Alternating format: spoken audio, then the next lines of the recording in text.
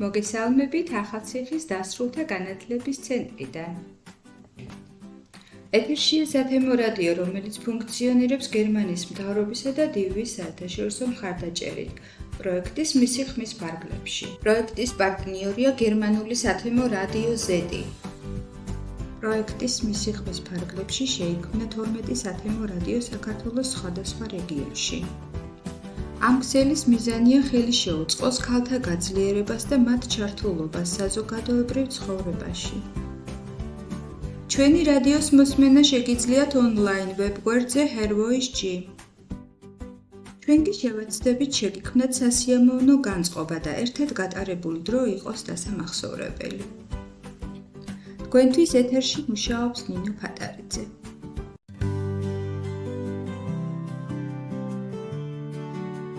ახლა კი რუბრიკა კალენდარი.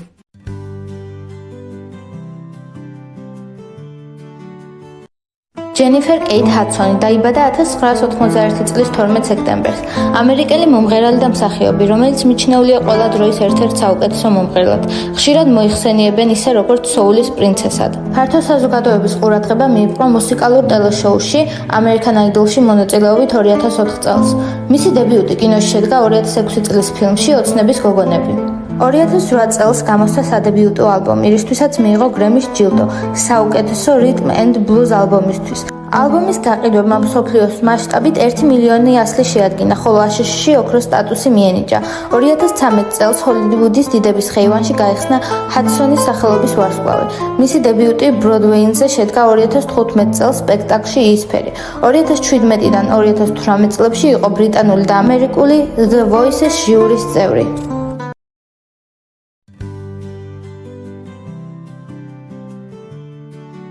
რუბრიკა პორტრეტებით გაგაცნობთ ჩვენს გვერდით მცხოვრები ერთი შეხედვით ჩვეულებრივ, თუმცა მათი საქმიანობით და ისტორიებით გამორჩეულ ქალებს. ამ რუბრიკის რეპორტაჟი მოამზადა მუხალისზე ჟურნალისტმა ნატალი ბერიძემ.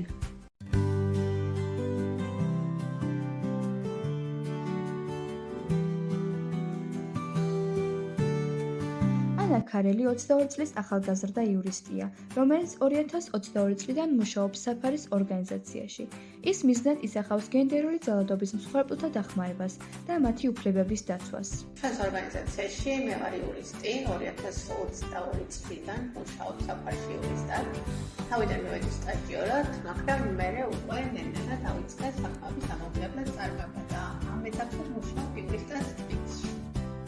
საფარის ორგანიზაცია გენდერული ძალადობის წინააღმდეგ ბრძოლაში აქტიურად არის ჩართული. ისინი რეაგირებენ ქალებისა და ბავშვების მიმართ ძალადობის შემთხვევებზე და მუშაობენ როგორც სისხლის სამართლის დანაშაულებზე, ასევე სამოქალაქო და ადმინისტრაციული სამართლის მიმართულებით.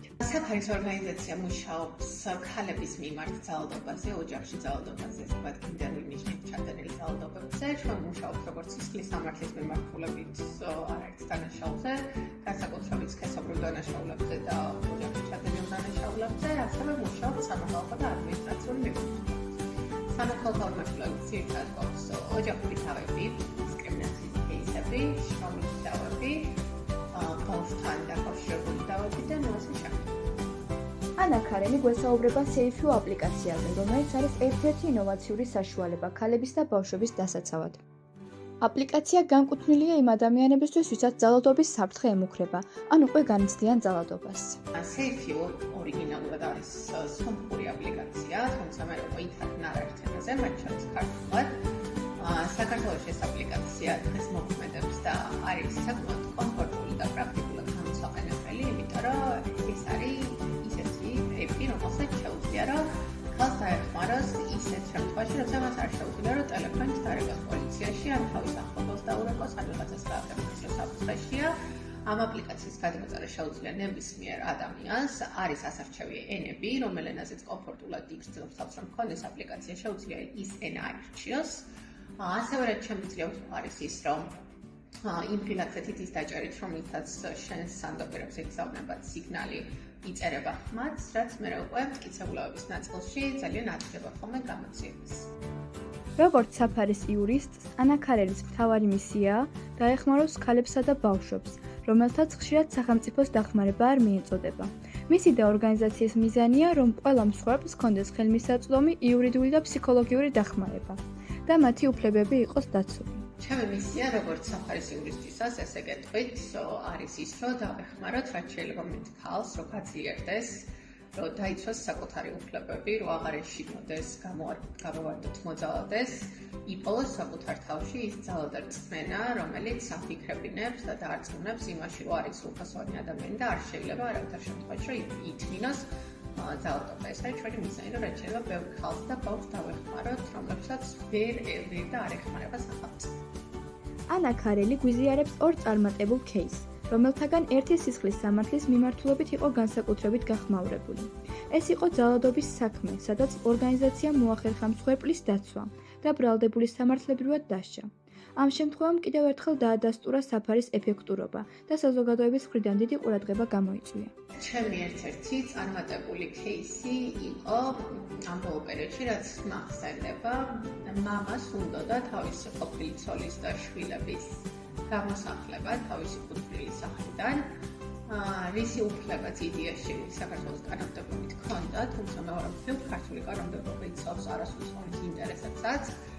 და შესაბამისად სასამართლოს მეშვეობით ჩვენ შევძელით ის, რომ ეს ბავშვები არასრულწლოვნების პერიოდში, სანამ არ გახდებიან 18 წლის, იცხოვრებენ მამის კუთვნილ სახლში და არ შეექმნებათ პრობლემა მათ უსაფრთხოებას, მათ ჭერს, იმ სახლს, რასაც მიჩვეული არიან ბავშვებიდან მოყოლებული და მეორე кейსი სისხლის მიმართულებით რაც მახსენდება ეს იყო საკმაოდ გახმაურებული საფარის кейსი, უცხოელი გოგოს გაუპატიურების საქმე იყო, რომელზეც პოლიციამ არანაირი რეაგირება არ მოახდინა, რითაც ძალიან დიდი საფრთხე მიადგა იმას, რომ გამოძიება ჩატარებული იყო ნორმალურად, მოეპოვებინათ მტკიცებულებები, მე რო უკვე საქმე გადაგზავნილი იყო სასამართლოში, თუმცა ჩვენი ჩართულობის შედეგად მოხდა არაერთი მტკიცებულების ამოღება. ჩავატარეთ ექსპერტიზაც, მათ შორის სამედიცინო ექსპერტიზაც, ფსიქოლოგიური ექსპერტიზაც და შედეგად უკვე მოვაგროვეთ იმდენი მტკიცებულება, რომ შესაძლებელი გახდა, რომ საქმე გამოძიების ეტაპიდან გადასულიყო სასამართლო განხილვის ეტაპზე და სასამართლოში დადგა გამამტყუნებელი განაჩენი, რაც ამ გოგოსთვის იყო ძალიან სასიხარულო, იყო მოულოდნელი, იმიტომ რომ რატომღაც ეგონა რომ როგორი დამოკიდებულებაც ჰქონდა ამ საქმეების მიმართ პოლიციას, ესეთი ექნებოდა ყველას, თუმცა ეს იყო ის საქმე, სადაც ჩვენც რომ ვფიქრობდით, რომ ძალიან ბევრი მტკიცებულება უკვე განადგურებული იყო, მაინც შევძელით, რომ იმდენი მტკიცებულება ამოვიღეთ და ვაიძულეთ პროკურატურას რომ ამოეღო, რომ დადგა გამამტყუნებელი განაჩენი სასამართლოში. საქართველოში გენდერული თანასწორობის გამოწვევები ჯერ კიდევ დიდია. ძირითადი პრობლემა საზოგადოების ზოგიერთი ნაწილის სტერეოტიპული დამოკიდებულება და ძალადობის შესახებ ინფორმაციის ნაკლებობაა. თუმცა ანა მიიჩნევს, რომ ბოლო წლებში გარკვეული ცვლილებები მოხდა უკეთესობისკენ. გენდერულ თანასწორობასთან დაკავშირებით ალბათ ეს გამოწვევები მუდმივად დგას და იდგა. მინდა ვთქვა, რომ წლებთან ერთად რაღაცები უკეთესობისკენ იცვლება, იმიტომ რომ არაერთი მუხლი დაემატა სისხლის სამართლის კოდექსს, თუნდაც ადევნება, რომელიც საფარის და თვითონ ჩვენი დირექტორის მეშვეობით მოხდა, ესე რომ ვთქვათ, ლობირება ამისი პარლამენტში. ეს არის ადევნების მუხლი, რომელიც უზრუნველყოფს იმას, რომ ქალები, იმიტომ რომ ამ დანაშაულის მსხვერპლები ძირითადად ქალები ხდებიან ხოლმე, დაიცვას. გენდერული ნიშნით ძალადობა ზოგადად ხშირი არის საქართველოშიც და არა მარტო საქართველოში, მით უმეტეს ისეთ ქვეყნებში, სადაც ეს პატრიარქალური კულტურა ჯერ კიდევ ძალიან მძლავრად არის, თუმცა ჩვენ ვცდილობთ არასამთავრობო ორგანიზაციები და სამოქალაქო სექტორი, რომ რაც შეიძლება ნაკლებ განმოხდეს უკვე სქესის ნიშნით დისკრიმინაცია და რაც შეიძლება მეტი ესეთი დანაშაული იქნას გამოძიებული და ეს ადამიანები იყვნენ შესაბამისად დასჯილი. თუმცა ზოგადად ეს გენდერული ნიშნით ჩადენილი დანაშაულების სიხშირე მაინც დღესაც გვაქვს. ანა ქარელი, როგორც ახალგაზრდა იურისტი, თავისი საქმიანობით ხელს უწყობს ძალადობის წინააღმდეგ ბრძოლას და გენდერული თანასწორობის განვითარებას საქართველოში. მისი მუშაობა საფარის ორგანიზაციაში და SAFE აპლიკაციის მხარდაჭერა მნიშვნელოვანი ნაბიჯებია იმ გზაზე, რომელიც ქალებისა და ბავშვების უსაფრთხოებისა და უფლებების დაცვას ემსახურება. ანას აზრით, ქვეყნის მომავალს შეუძლია უკეთესი გახდეს, თუ მეტი ყურადღება მიექცევა განათლებასა და საზოგადოების ცნობიერების ამაღლებას, რათა თანდათანობით დაინგრეს გენდერული სტერეოტიპები.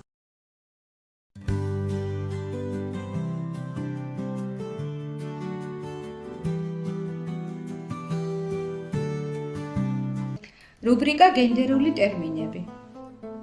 შემოგთავაზებთ რუბრიკას გენდერული ტერმინები, რომელშიც შევეცდებით კიდევ ერთხელ გავიხსენოთ ეს ტერმინები, რომელიც უშუალოდ შეიძლება შეგხვდეს როგორც სოციალურ სივრცეში, ასევე ტელევიზიით და რადიო მაუწყებლობაში. ვფიქრობ, საინტერესო და სასარგებლო სიახლე იქნება მსმენელთათვის.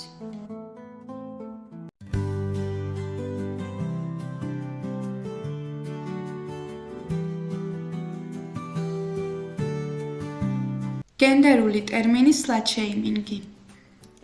სლათ-შეიმინგი მორალური კრიტერიუმებით თავდასხმის სექსისტური სიძულვილის ენის ფორმაა. მას სტერეოტიპულ წარმოდგენებთან შეუსაბამო გარეგნობის, ჩაცმულობის თუ ქცეების გამო ადრესატების გასაკიცხვად იყენებენ. ძირითადად სლათ-შეიმინგის მსხვერპლები ქალები ხდებიან.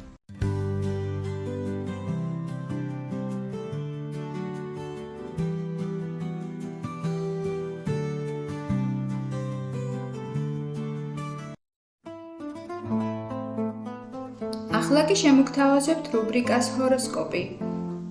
რუბრიკა ჰოროსკოპი გაგაცნობთ ამ თვის ასტროლოგიურ პროგნოზს ზოდიაქოს თითოეული ნიშნისათვის.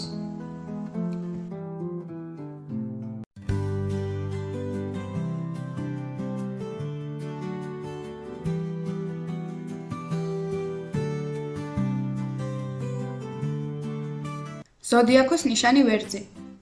სექტემბრის დასაწყისში ვერც შესაძლოა კონფლიქტური სიტუაციები გქონდეს პარტნიორებთან, დიდი მოლოდინებისა და დაძაბული სიტუაციის გამო. შესაძლებელია დროებითი განშორებები, თუმცა შესაძლებელია ახალი ნაცნობებიც, რაც სასიამოვნო მომენტებს და რომანტიულ განწყობას შეგიქმნის. ზოდიაქოს ნიშანი კურო. ყურადღებისა და მზრუნველობის ნაკლებობის შემდეგ, რაც აგვისტოში იგრძნობოდა, სექტემბერი ემოციურად უფრო ინტენსიურს გვპირდება.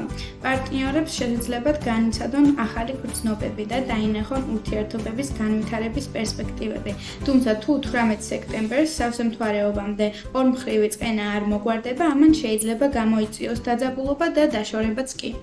ზოდიაქოს ნიშანი ტყუპები. ტყუპებისთვის სექტემბრის დასაწყისი შესაძლოა საბინაო საკითხების მოგვარებასთან იყოს დაკავშირებული.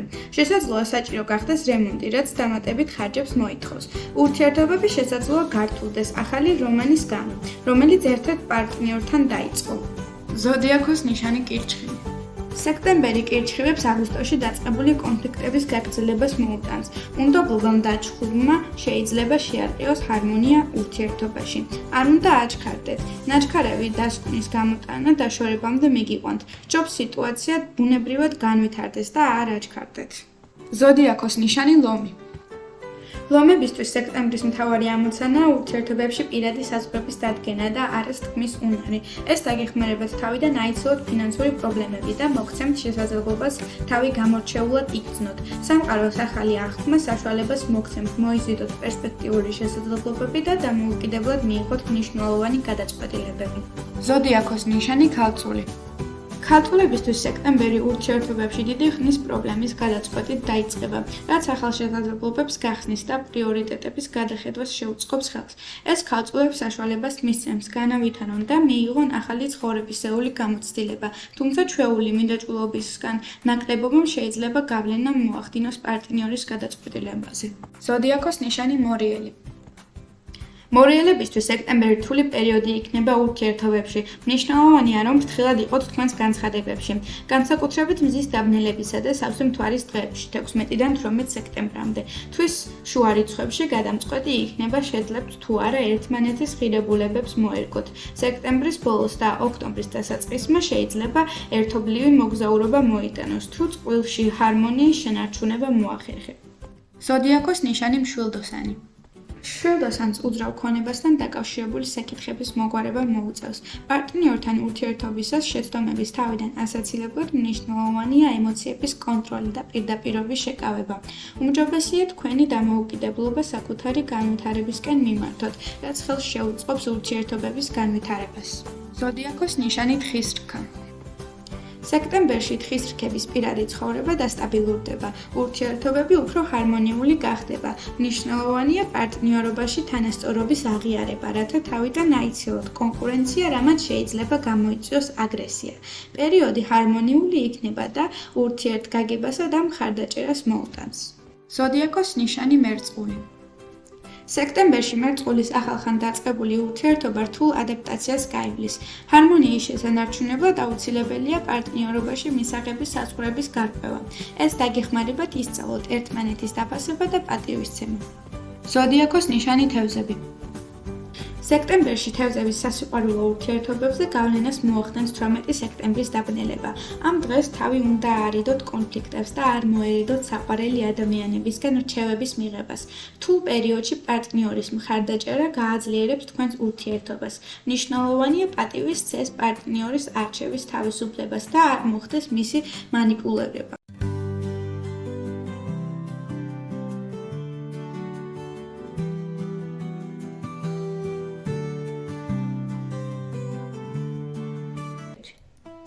ჩვენი დღევანდელი ეთერი დასასრულს მიუახლოვდა გემშვიდობებით საუკეთესო სურვილები და უკეთესი მომდევნო დღეების იმედით.